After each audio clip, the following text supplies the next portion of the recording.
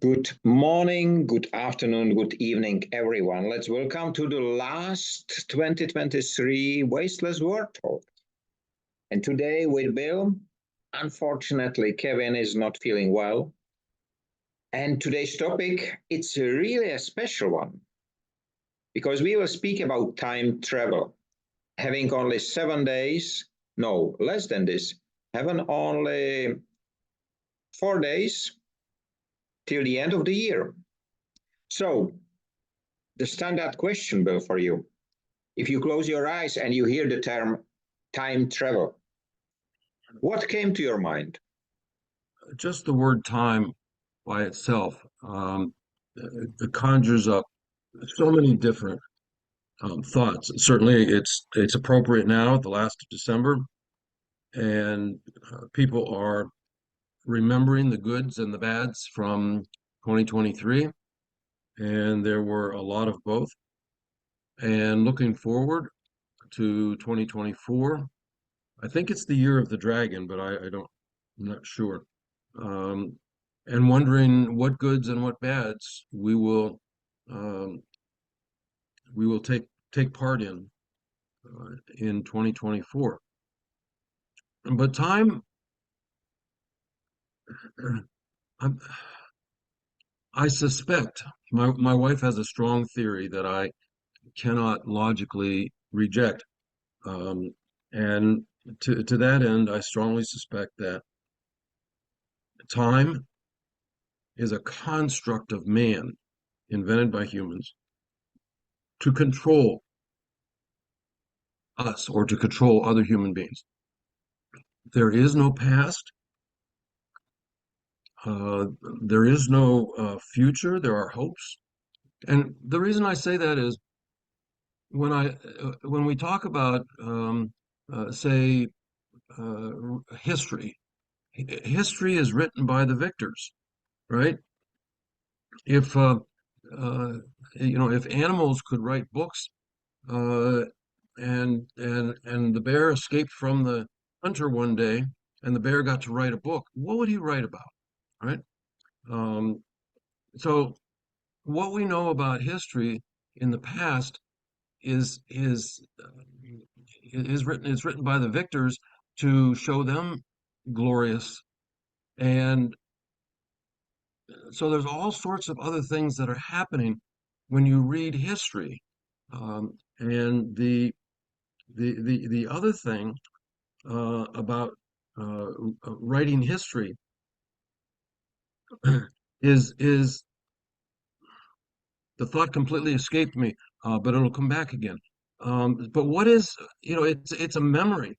Oh, I know what it was. I've written a couple of books. A couple of them are autobiographical.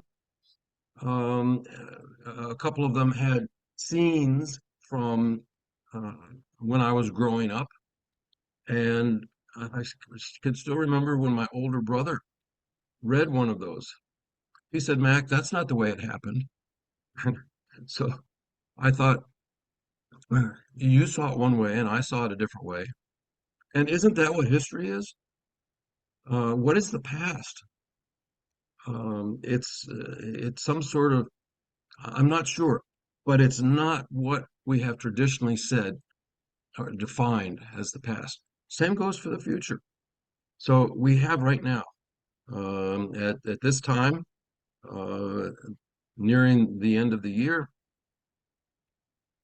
it's all we have. We have some conjured up memories. We have some hopes, but all we really have that we can put our hand on is right now. So, So, see, I told. So you asked what comes to mind. It's all over. It's all over. It's a rich topic. uh, on the other hand, I connected the term time with the time traveling. And when I take your explanation, so there is no time travel because there is no time. Um, I would offer an alternate alternate definition because rather than saying there is no time, I know I said that. Um, it is all time. we are experiencing right now, all time, in one instant. So for us to go back in time, we have to close our eyes. If you close your eyes and you meditate right now, can you go back to the day you turned 16 years old? Or I can do that. I can do that. So I suspect that rather than there being no time, it's all time at one point. And I don't know how religious you are, but I think that's what happens after we die. I think that's what heaven is. It's all time together. So time travel, it's fascinating. So if you ask me that original question, closing your eyes, and what does this mean to you, time travel, I remember, I may not remember correctly, but I remember with my grandmother and grandfather and my older brother, who I just referred to, and I think I was 8 years old and my brother was 10 years old, and it was in 1963. So I just dated myself, forgive me. And we visited the battlefield during the American Civil War. In 1863, there was a very large battle, which was kind of the turning point, and it was the battle for Gettysburg. And my grandparents lived fairly close to that. And so we went down to the battlefield, which is huge farmlands. And really, there's no huge monuments or anything. There might be a little plaque over here and a little plaque over there, and you can take a recorded guided tour. At any rate, at one part on the battlefield, there were some old men, very old, over 100, dressed up in the uniforms of the North, and the blue, and the uniforms of the South, the gray. And they had pitched little pup tents, one man or two man tents, and had a campfire. And supposedly, the story we were told was that all of these men had been at the Battle of Gettysburg as very young boys, either as messengers or runners, or drummer boys, or something. And indeed, very young boys were in the wars in these days. And I can remember shaking the hand of one of them. Shook his hand, and my little 8-year-old hand was in this hand that was wrinkled, and the skin was like parchment paper.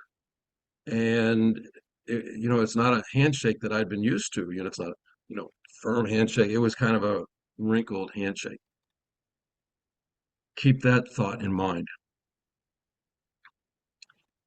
In 2011, I held the hand of my first grandson, and I thought, he has a very good chance of living to some year like 2100. So we go from the time when um, medicine or communications or medicine in the 1860s was leeches, right? There were no penicillin, there was no anesthesia, it was leeches. And we go from that period in time, we time travel, two handshakes, my handshake with the soldier, my handshake with my new baby grandson.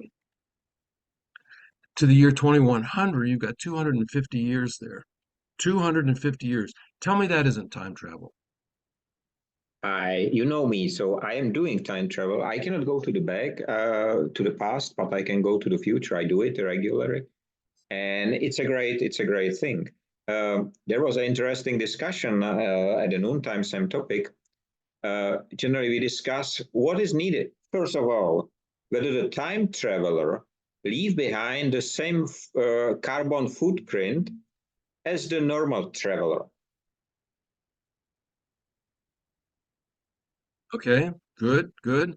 And we came to the conclusion that's not the case because we do not move our physical body. We move our, let's call it the astral body or the soul or anything like that. So we don't need it. The second thought was, okay, so it looks like that the real time travel is not bound with, every movie about time traveling, there is a machine needs to be built to, and it's expensive and complicated, but it works. You get inside, then you step somewhere outside in another time. But in fact, we came to the conclusion, and here I came to the answer of your answer and the answer of your wife. We came to the conclusion that the time travel started with taking the watch away from the hand. Exactly. We are the time travelers because we are not binded by the time itself. And this is where we think that really the time travel begins. Here. Exactly. Exactly there. So no machine needed. And probably this machine image was projected to our minds to stop searching for the time travel possibility. Because, if you see how complicated the machine is, you will say, oh, I will never be able to build this machine. So I will never try to do time travel. But that's probably a false image. The real time traveler does not need these machines. It There's an needs. alternative, and that is for the same reason that we have organized religion and other simplifications of life. That is, when the first time machine was written about, gosh, I don't even know what year that was, but if you want people to understand the concept, make it easy for them to understand the concept. You don't, it is not easy for most people who are working hard every day and raising kids and so on to put in the mindset of some sort of Zen yoga twisted upside down and then whatever. It's much easier if you just say the machine, right? It can do it. The machine can do it. That's like magic. How does that machine work? Oh, it's magic. Okay, I can accept that a lot easier than this mind stuff, right? That's right. So That's right. On the other hand, if you start with speaking, take your watch away, can be interesting, especially right now in the times of the Christmas holidays where a lot of people does not need to work and stay at home. It will be interesting if all the people will try just to stop all the clock in the house. yep, That will be yep. interesting because will they be able, and I say yes, they will be able to find out where is time for breakfast, where is time for dinner. They would like to go for a walk, they will simply go. If there will be dark outside, they will take a light. Or so we don't need the clock. So we do not need to be enchained in this time chains, which are, and I do fully agree with your wife, which are artificial construct to really control what humans will do. One of the um, one of the paths that I took a number of years ago was to understand the concept of time from different cultures. So, if there are certain cultures, I can't even name them, but some in South America and some in Africa and so on, where if you say, let's get together tomorrow at 2,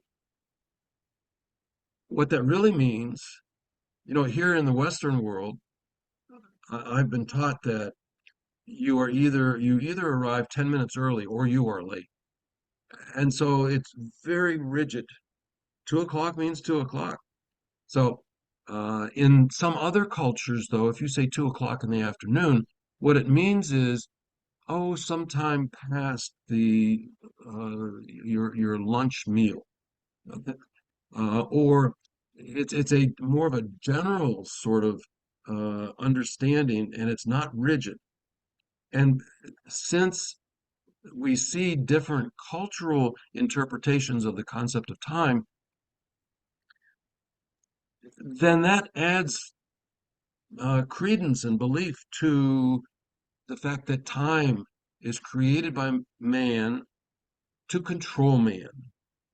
So if I have to be at work at 9 o'clock in the morning, that doesn't mean 5 minutes after 9, which means that I have to arrange all of my personal whatever so that I'm sitting at my desk at 9 o'clock. Other cultures, as we just said, are much more lax about that. And I believe that the concepts of time are changing. So, for example, we what everybody's talking about now is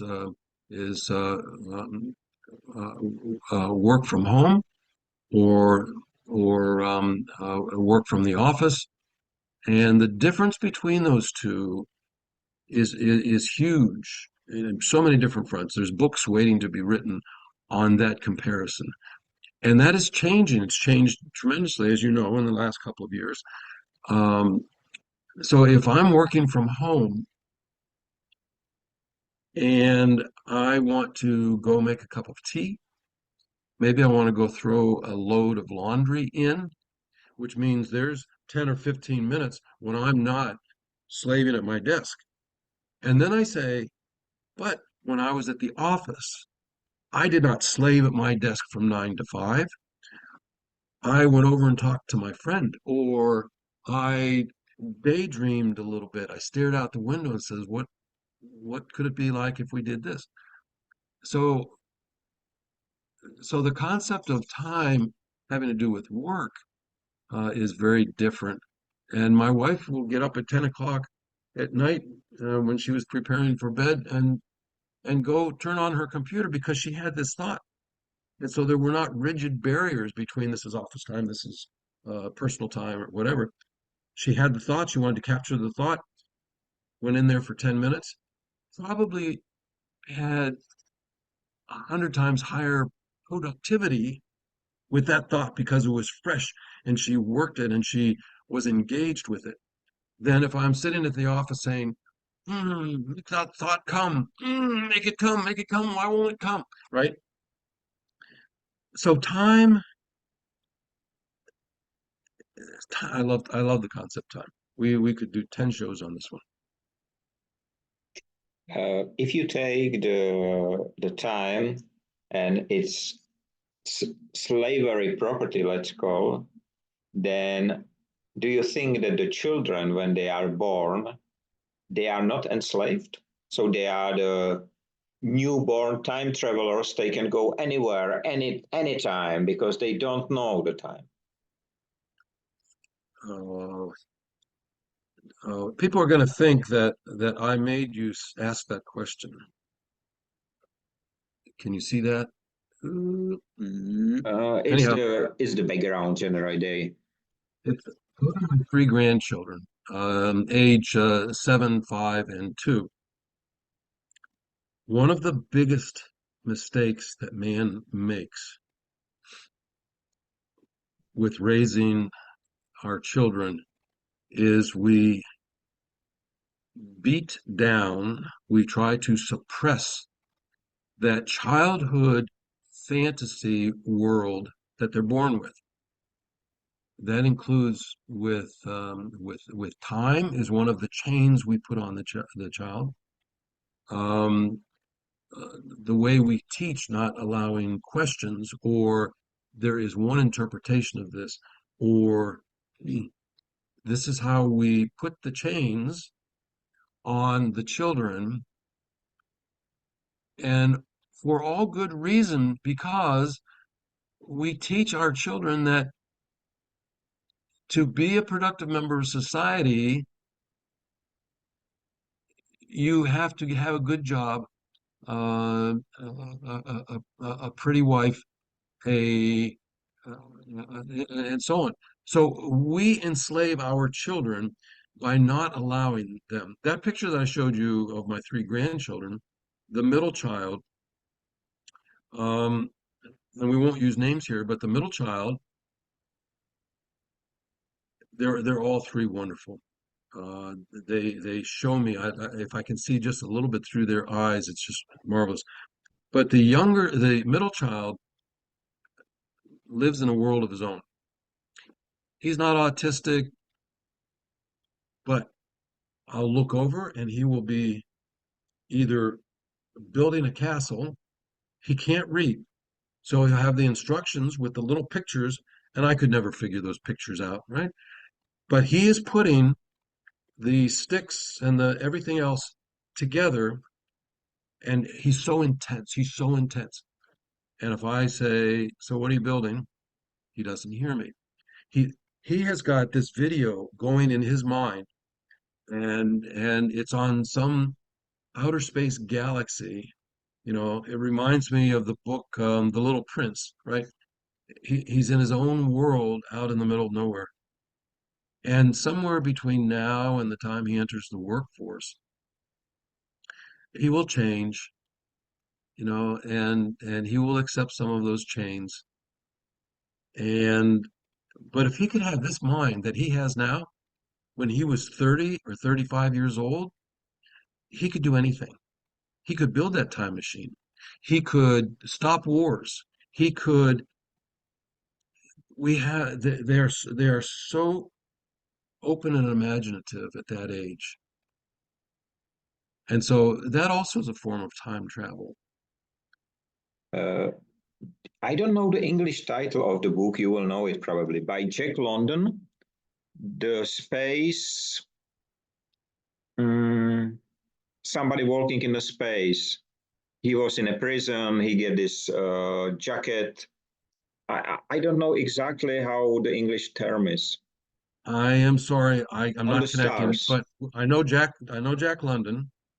So So it's about a man, adult man, who is in a prison or in this mental hospital. Generally, they put him all the time in this jacket with his hands, and they strap, and then he start to walk in the stair, in the on the stars. So he walk, and somehow it's called in the name.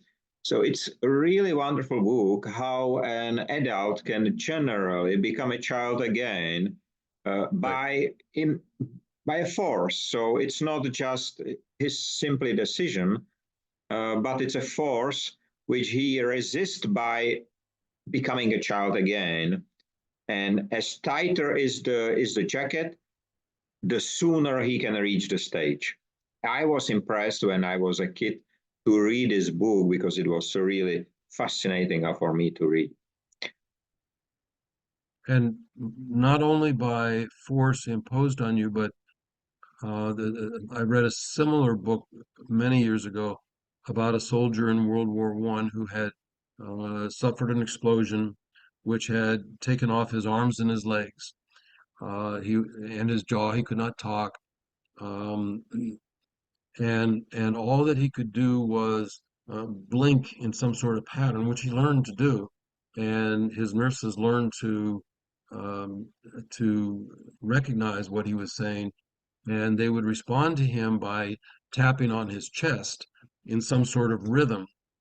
And to follow that journey as he began to interact with life again was, such a wonderful journey from such a terrible beginning. But this is all time and time travel. And here's where that happens. And the story that you just told about Jack London and the story about the soldier prove, I think is proof that what you want to happen, either you can make happen, it's going to happen here. Um, Sometimes I talk with my mother. Um, my mother passed away 6 or 7 years ago. Um, Wonderful lady, and I see her on the beach. She spoke through a seagull to me one time, um, and And I think that happens here when we are open to it. I do fully agree with you because I think there are many things which are not being investigated or are not part of the official science and research because, but in fact, I think that in every nation, in every culture, even the Aborigines, there has been all the time a man or a woman with special skills. He or she can really predict a lot of things, heal the others usually, and do others. And what is interesting, you use exactly the same word as Pat from Australia did for 4 hours ago, generally. And it is so interesting that uh, this is the confirmation that it really works. And if you ask the Aborigines or the people who still live in a forest and they live this original life, they don't know time. If you ask them what time it is, they will never answer. So Crocodile Dundee maybe they will, but Crocodile Dundee is not the right person which I'm speaking about. Uh, but it is so interesting that still not having the time, they are able to be all the time in time on the right place in the right time. And this is exactly what is missing because we are running this to be on the right time in the right place. It's a very, very seldom moment. And we enjoy it if we are there at this on this place at the right time. But it's something like a celebrating the new year. And right now in 4 days we will celebrate New Year's Eve. Everywhere will be different because of the time zones. But in fact, is it really different? Or should it be one moment? And should it be at all? That's the question. If there will be no time, there will be no minutes, not hours, no days, no years, how they will say how old we are? We will be all the time same young. I like that. And if you take the word time or time travel, take the word time, what does the word or definition of time, how does it um, compare to our definition of the word waste? I never tried it, but it's quite They are both interesting. they are both up here. That's right. And the way we define both of them in today's world or various cultures, the way that we define them are using concepts and words that the giants want us to use because it forces us, it defines us into a particular role. So waste and time are both constructs of the of the giants to control the masses. And if we can understand the definitions of time, as we're attempting to do right now, uh, won't that help us better understand the concept of waste? So, for example, if I if I am no longer constrained by I have to be here at 10 o'clock and then I've got a 12:30 appointment over here and then I got to do that, I got to do that, time. Well, it's 11 o'clock at night, I have to go to sleep. Um, if I can break free of that, then can I also break free of the more culture where we have to have a bigger car, a bigger house, a more of this, more of that, and move into a mindset of enough. And the funniest thing happened, and it wasn't really funny.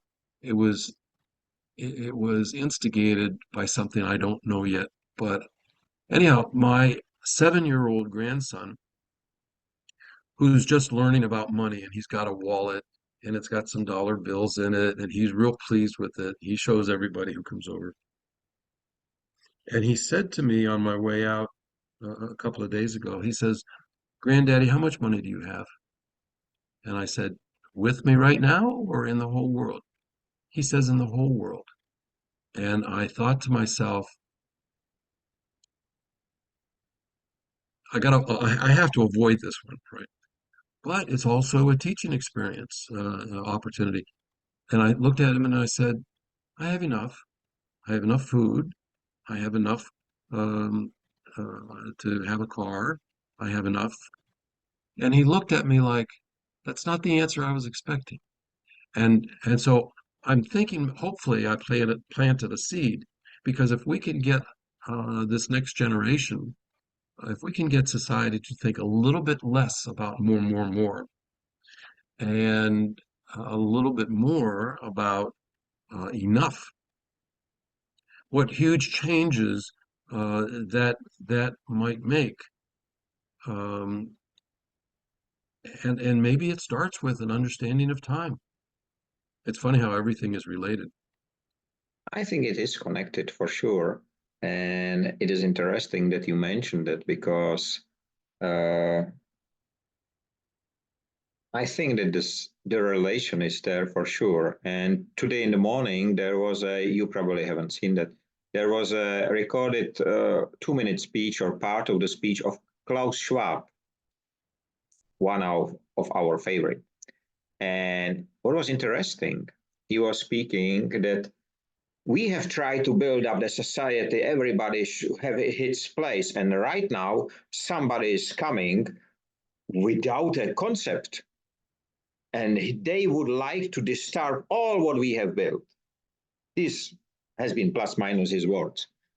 And I just sit there, listen to this, and I said to me, wow, I told you, Mr. Schwab, I will come.